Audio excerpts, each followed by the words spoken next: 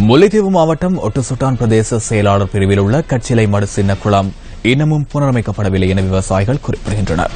இதனால் விவசாய நடவடிக்கைகள் பாதிப்படைவதாகவும் இந்த பகுதி விவசாயிகள் தெரிவிக்கின்றனர். சுமார் 15 ஏக்கருக்கு மேற்பட்ட விவசாய நடவடிக்கைக்கு நீர்ப்பாசனம் செய்யும் கட்சிலை மடு சின்னக்குளமே இது.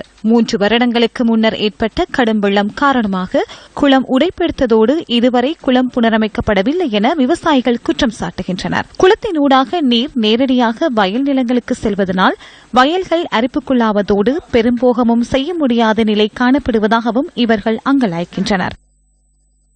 சின்ன குளத்தில் கிட்டத்தட்ட ஒரு 20 ஏக்கருக்கு கிட்ட தண்ணி நீர்ப்பாய்ச்சனம் பிரயோசனப்பட்டு கொண்டிருக்கு. இது ஒரு 4 வருஷமாக முடிக்கப்பட்டு அதை நாங்கள் இந்த சிறிய நீர்ப்பாய்ச்சன சமநலத்தேவ திணைக்களத்துக்கு அறிவிச்சும் கனகாலமாக புனரமைப்பு செய்யாமல் இருந்து தேதனவாக போச்சு. இப்படி கஷ்டப்பட்டு 12 வருஷமா செய்யாமலே விட்டுட்டோம்.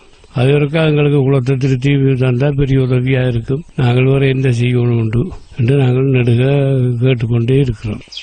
வடக்கின் வசந்தம் திட்டத்தின் கீழ் விவசாயத்துறையை மேம்படுத்த ஒதுக்கப்பட்ட 3360 மில்லியன் ரூபாவிற்கு நேர்ந்தது என்ன?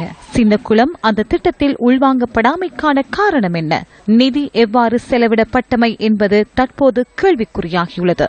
இவ்வாறான குளங்கள் புனரமைக்கப்படாமை தொடர்பில் மக்களால் தெரிவு செய்யப்பட்ட பாராளுமன்ற உறுப்பினர்கள் பல சந்தர்ப்பங்களில் மௌனம் சாதிப்பது ஏன்?